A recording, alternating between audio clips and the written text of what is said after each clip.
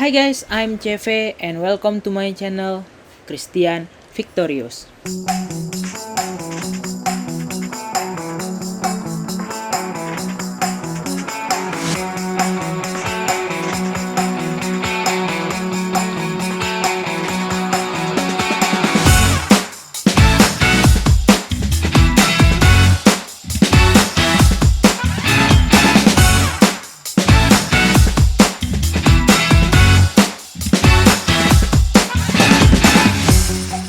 Oke teman-teman, selamat datang lagi. Jadi maklum ya, maaf banget sebenarnya ini hujan ya. Terpaksa juga record jam segini ya. Cuman tadi lagi ngegame bentar dan ya jadi ada yang minta dibahasin, oke? Nah, karena ini adalah salah satu token koin ya, bentar aku lupa. Ini ya koin ya teman-teman ya. Koin Phantom.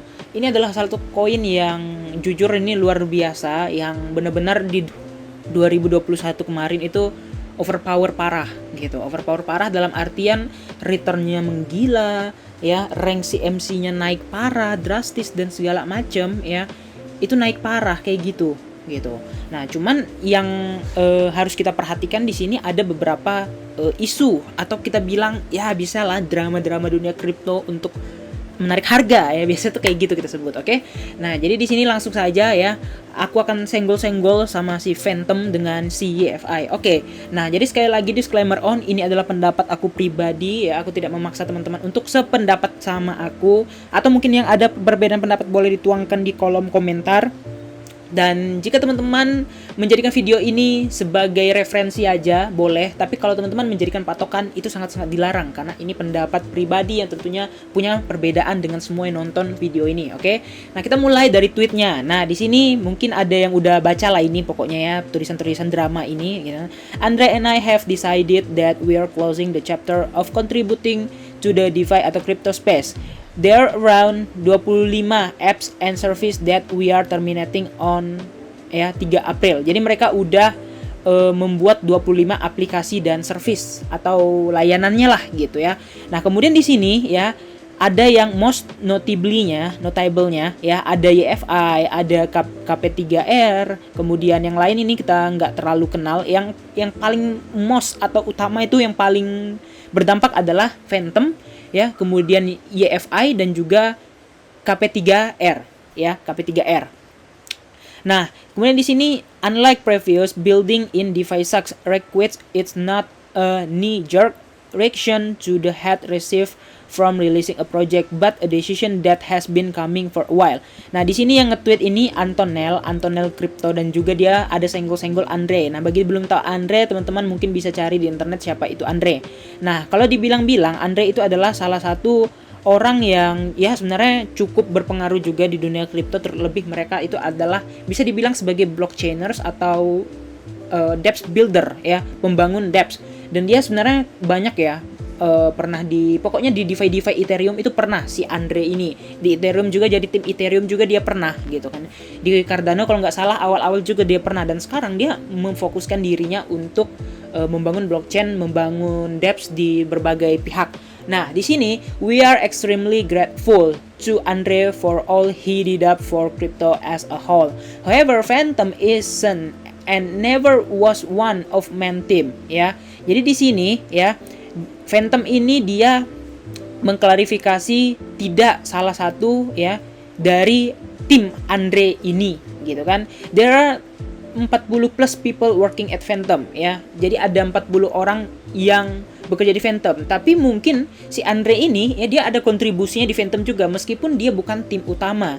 Nah, jadi di sini ya Phantom, Andre bukan pengembang inti di Phantom. Ada 40 orang yang bekerja di Phantom. Kami masih berada di jalur yang tepat untuk mengirimkan snap sync dan peningkatan DB dalam jangka pendek. Oke, ini klarifikasi dari pihak Phantom. Oke, jujur aja ya sebenarnya ini adalah food doang gitu kan. Nah, siapa itu, terlepas dari siapa itu Andre dan yang lain sebagainya, dia bukan CEO men ya kan? Kecuali CEO-nya exit atau CEO-nya quit ya, itu beda cerita ya, konteksnya udah beda cerita ya, artinya lari bukan dibilang lari ya, quit ya, gimana ya, kayak Tron misalnya, Justin Sun udah nggak di Tron lagi. Kalian lihat harga Tron bener-bener udah gitu-gitu aja, makin ambles gitu kan, jarang ada yang sesuatu yang wow lagi gitu. ya. Dan si Phantom ini ya, Andre itu dan Anton Noel tadi itu bukan tim utama, tapi mungkin mereka ada kontribusi untuk membangun dApps di Phantom, ada yang bantu blockchain segala macam. Nah, itu baru yang oke, teman-teman ya. Nah, jadi di sini ya, aku mau klarifikasi kalau itu hanyalah beberapa food aja yang harusnya benar-benar nggak ada dampaknya sama sekali gitu. Nah, terlepas dari ada berita ya, mungkin teman-teman bisa lihat price action yang terjadi di market ya. Kita mulai dari YFI. Oke, ini YFI. Tadi malam lumayan panjang streaknya ya, top, dan ini adalah correction. Kalau kita lihat ini adalah correction ABC guys ya, correction ABC. Mari kita lihat ABC ya, salah kok ini guys, enggak apa deh, ABC. Nah, harusnya udah ABC kayak gini ya teman-teman ya. Harusnya kalau udah ABC kayak gini, harusnya kita udah tahu kalau ini itu udah nggak turun lagi. Oke, ini A, ini B, and C. Oke, polanya hampir mirip dan persis seperti HNS, tapi dia lebih duluan ke supportnya. Dan ini tuh udah di support ya, teman-teman bisa lihat ini tuh udah di support. Makanya terjadinya pemantulan yang lumayan dari si Phantom ini. Oke, bicara si EFI ini, bicara untuk EFI harganya juga 18.000 ya, 18.000.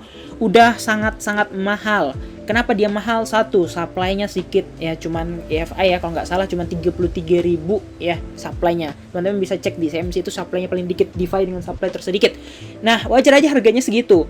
Dan bahkan dia adalah koin pertama yang tembus 1 miliar daripada si Bitcoin ya. Si EFI ini pertama kali tembus 1 M, guys. Oke? Nah, terlepas dari itu semua ya, si EFI ini ya, dia sekarang udah jarang dipakai. Sejujurnya udah jarang dipakai banget gitu ya. Yang Finance ini udah jarang dipakai. Jadi orang lebih tertarik pada DeFi yang baru gitu, yang baik dari Phantom, baik dari Avalanche, baik dari Solana dan sebagainya ya. Jadi daripada make ERC20 dengan gas fee yang tanda kutip mahal ya, kita bisa menghemat ketika kita menggunakan alternatif blockchain selain ERC20.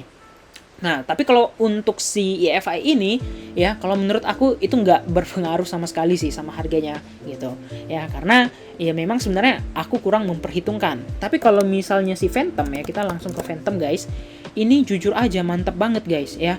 Nah, ini kalian bisa lihat ini udah luar biasa kenaikannya, dan ini HNS yang sangat-sangat valid geng ya kan. Ini HNS sangat-sangat valid, beda sama BTC yang belum sevalid ini, karena dia kemarin awalnya dari sini, selesainya juga di sini. Jadi dia benar-benar bayar utang selesai gitu. Nah, jadi apakah Phantom ini layak untuk diinvestasikan di bull run 2025? Ya, kalau menurut aku masih able, masih oke banget untuk harganya yang sekarang. Kalau kita perhatikan di area $1 yang dulu ngestak di bawah $1, dan sekarang ada perubahan sedikit demi sedikit pada bull run 2021 kemarin ya, dia membentuk sesuatu yang sangat-sangat luar biasa. Jadi salah satu yang diperhitungkan juga untuk crypto space gitu.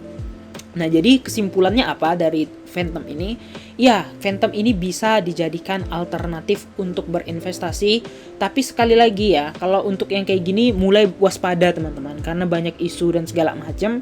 Ya, itu yang membuat psikologis kita goyang. Tapi kalau kita percaya sama fundamental, kita percaya kegunaan, kita percaya utilitas ya, kayaknya semuanya it's okay aja. Kecuali kalian beli yang token yang nggak ada utilitasnya, atau misalnya udah ditinggal dan udah jarang dibahas atau udah jarang dipakai. Nah, itu harus diperhitungkan. Karena apa? Biarpun suatu saat di bull run harganya akan naik ya, kalian tidak dapat return yang maksimal. Misalnya si Phantom misalnya bisa return sampai 20 kali dari harganya di bawah lah, misalnya di bottomnya lah ya kan kita bilang, bisa return sampai 20 kali ketika di top bull run. Tapi di koin lain dia naiknya nggak sampai 2 kali, nggak sampai 3 kali, kan rugi. Mending dana kalian alokasikan untuk ke token atau ke koin yang punya utilitas dan sehingga dia bisa mendapatkan return yang sangat-sangat luar biasa gitu ya. Tanda kutip ya, luar biasa itu artinya minimal 10 kali lipat. Misalnya kalian beli $100 ya, balik-balik udah $1.000 gitu kan. Kira-kira gitu aja ya tentang Phantom dan EFI dan lain sebagainya.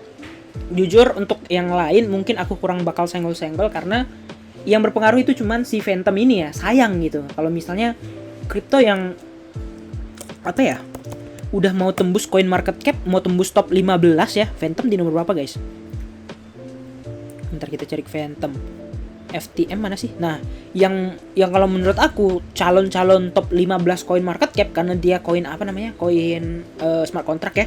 Nah, sayang gitu kalau misalnya perjalanannya udah sampai sini aja gitu kan. Dia dari rank ratusan tiba-tiba tembus ke top 100, tembus ke top 50 dan sekarang di urutan 35. Itu perjuangan luar biasa. Mereka mati-matian memperbaiki jaringan, bangun debt segala macam yang bisa kita gunakan untuk oke ya. Tapi kalau misalnya kita perhatikan ya harusnya nggak sampai di situ gitu ya. Jadi kalau menurut aku ya able banget sih untuk masuk ke 15 besar gitu kan, karena Matic udah tersenggol dari 15 besar ya. Matic belum masuk, maksudnya Matic belum masuk ke 15 besar, kemudian Atom ya OTW 15 besar lagi mungkin ya. Nah, jadi banyak yang menjadi pesaing yang hebat-hebat dan suatu saat akan kita buktikan gimana kehebatan mereka. Oke, jadi kira-kira gitu aja pendapat aku. Jangan lupa untuk like dan subscribe and see you next video. Bye bye.